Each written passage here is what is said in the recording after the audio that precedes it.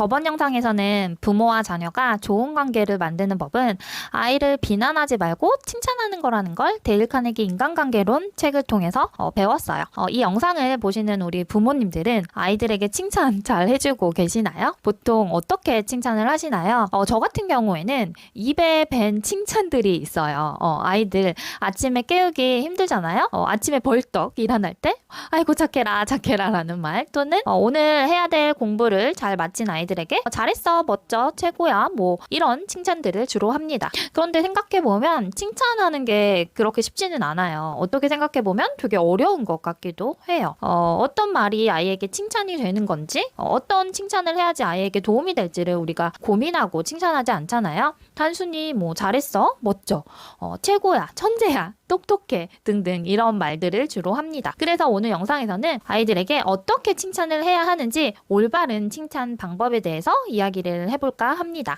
한때 칭찬 열풍을 불어일으킨 책 기억하시나요? 칭찬은 고래도 춤추게 한다라는 책이 있어요. 이 책의 영향으로 인해서 칭찬 바람이 불었고, 또 지금까지도 우리가 칭찬의 중요성에 대해서 알고 있죠. 캐럴 드웩의 마인드셋이라는 책에서 칭찬에 관한 여러 연구들을 볼 수 있었어요. 사람은 고정 마인드셋을 가지고 있는 사람, 또는 성장 마인드셋을 가지고 있는 사람이 있다라고 해요. 고정 마인드셋은 내 재능과 능력이 지금 그대로일 거라는 생각을 가지고 있는 거예요.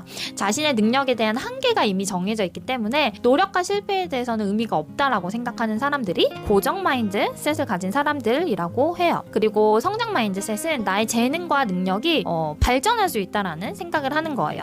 노력과 실패를 통해서 성취할 수 있다는 신념을 가진 사람들이겠죠? 보통 실패해도 오뚜기처럼 이렇게 다시 일어나서 도전하는 사람들이 성장 마인드셋을 가진 거예요. 고정 마인드셋과 성장 마인드셋이 칭찬과는 어떤 관계가 있는 걸까요? 우리 부모가 자녀를 칭찬할 때 고정 마인드셋이 아니라 성장 마인드셋을 이용해야 된다는 거예요. 아이들이 무언가에 성공했을 때 아이들의 능력이 아니라 그 과정, 즉 노력에 대해서 칭찬을 해야 된다는 거죠. 자신의 지금 상태에 머물러 있는 게 아니라 더 잘하고 싶고 또 성장할 수 있다는 걸 아이는 배울 수 있다라고 합니다. 더 구체적으로 말씀을 드리자면, 이 성장 마인드셋을 가진 사람들에게 칭찬을 할 때는 어떤 노력을 했는지, 어떻게 성장을 했는지에 대해서 구체적으로 언급을 하고, 또 노력과 성장에 대한 인정을 표현하는 것이 좋다라고 해요. 아이가 노력한 거에 대해서 이제 인정을 받는 느낌을 받으면 더욱더 성장을 하려고 노력할 가능성이 높아진다라고 합니다. 이 마인드셋의 작가는 성장 마인드셋을 가진 사람들이 칭찬을 받을 때 어떻게 대처하는지를 분석했는데요. 성장 마인드셋을 가진 사람들은 칭찬을 들으면 자신의 능력에 대한 자신감을 높이고 더욱더 노력을 해서 성취할 수 있는 기회를 스스로 찾는다라고 합니다. 그리고 반면에 고정 마인드셋을 가진 사람들은 칭찬을 들으면 자신의 능력에 대해서 이제 불안감을 느끼고 실패할까봐 더 이상 도전하지 않는 거예요. 그래서 지금 현재 그대로 머물러 있는 거죠. 그리고 잘못된 칭찬 방법이 있어요. 너 너무 똑똑하다, 다른 아이들 못하는데 너 왜 이렇게 잘해? 뭐 이런 식으로 아이의 능력에 대해서만 칭찬을 하는 건 좋지 않다라고 해요. 자신에게 재능이 있다라고 생각을 해서 더 이상 노력하지 않는 거예요. 아이를 고정 마인드셋으로 막 몰아붙이는 거예요. 보통 이런 친구들에게는 더 어려운 문제를 제시를 했을 때 틀릴까봐, 실패할까봐 어려운 문제를 풀려고 하지 않는다라고 합니다. 난 너무 똑똑한 아이고 인정받았는데 이 어려운 문제를 틀리면 자신이 똑똑하지 않다라는 걸 드러내는 거잖아요. 그래서 아예 도전을 하지 않는 거예요. 이 마인드셋에 나온 연구 하나를 살펴볼게요.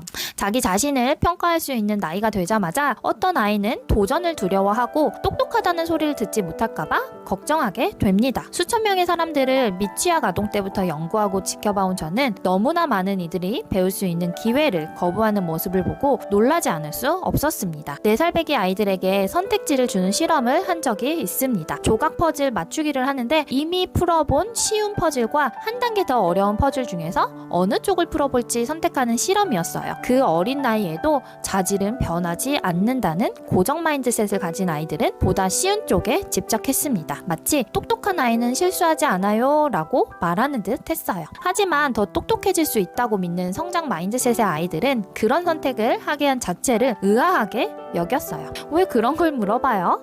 같은 퍼즐을 계속 풀고 싶을 리가 없잖아요. 그 아이들은 점점 더 어려운 퍼즐을 풀려고 도전했습니다. 한 여자아이는 꼭 다 풀고 말 거야 라고 외치기까지 했대요. 고정 마인드셋의 아이들은 자신이 성공했다라는 확신을 갖길 원했습니다. 이 똑똑한 사람들은 항상 성공해야만 해 라고요. 하지만 성장 마인드셋을 가진 아이들에게는 성공이라는 건 최선을 다하는 것일 뿐이었어요. 그래서 최선을 다하다 보면 똑똑해지겠지라는 마인드라고 합니다. 당시 중학교 1학년이었던 한 여학생은 이렇게 정리했습니다. 지능이란 노력해야 얻는 거라고 생각해요. 그냥 주어지는 게 아니고요. 대부분의 아이들은 답을 확실히 모르면 손을 들지 않아요. 하지만 저는 언제나 손을 드는 쪽이에요. 만약 제 대답이 틀리다고 해도 선생님이 바로 잡아주실 테니까요. 아니면 손을 들고 이건 어떻게 풀어야 해요? 라거나 이해가 안 돼요. 도와주시겠어요? 하고 묻는 거죠. 그렇게 해야 제 지능이 높아질 테니까요. 칭찬은 아이들에게 보상일 수가 있어요. 아이에게 줄 수 있는 긍정적인 피드백인 거예요. 그런데 칭찬에 대한 사전적 의미가 좋은 점이나 착하고 훌륭한 일을 높이 평가한다입니다. 즉 칭찬은 평가라는 거예요. 아이를 평가한다는 건 아이에 대한 판단을 하거나 누군가와 비교하는 걸 수도 있어요. 그래서 부정적인 평가를 내포하는 칭찬은 지양해야 될 필요가 있는 것 같습니다.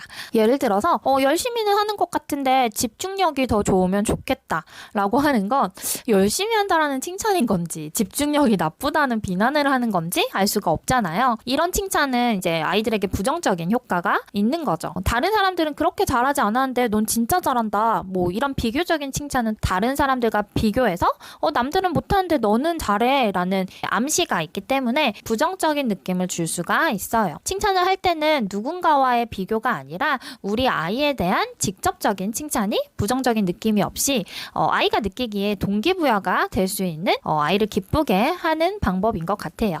최성희 박사님께서 쓰신 내 아이를 위한 감정 코치에도 비슷한 내용이 있어요. 칭찬도 도움이 되는 칭찬과 도움이 되지 않은 칭찬이 있습니다. 즉 칭찬을 잘 못했을 경우 오히려 아이에게 해를 끼칠 수 있으므로 제대로 칭찬하는 방법을 알아두어야 합니다. 감정 코칭의 원조라 할 수 있는 하임 기너트 박사의 부모와 아이 사이에서의 내용이 4가지로 나누어집니다 라고 설명을 하고 있어요.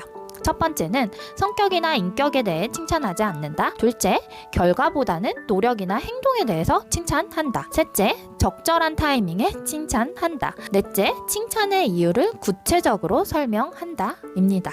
이 감정 코치 책에는 이 최성희 박사님께서 초등학생의 시기별로 칭찬하는 것에 대해서 구체적으로 설명을 해주셨어요.